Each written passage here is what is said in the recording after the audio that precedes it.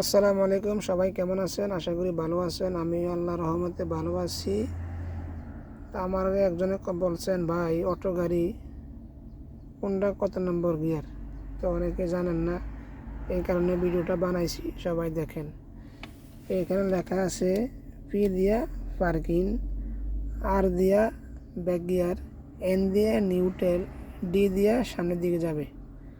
তো যারা জানেন না তারা ঠিক মতন বুঝে নেন, ভিডিওটা দেখে নেন, অবশ্যই বুঝবেন। আর এখানে যে বটমটা আছে, এই বটম চাপ না দিলে কিন্তু গিয়ার সামনের দিকে যাবে না, পিছের দিকে আসবে না। আর এখানে যে ব্রেক দেখছেন, এখানে দুইটা আছে, একটা হলো অ্যাক্সেলেরেটর আর একটা হলো ব্রেক। অটো গাড়ি একটাই ব্রেক একটাই ক্লাচ, এটার ভিতরে সব কিছু। এটার ভিতরে চাপ দিবেন, এই মাঝখানেটা চাপ দিবেন, চাপ দেওয়ার পরে এখানে যে বটম আছে বটমটা চাপ দিবেন। বটম চাপ না দিলে আপনার গিয়ার লাগবে না, ঠিক আছে? এই বটম চাপ দিবেন, বটম চাপ দিলে গিয়ার লাগবে।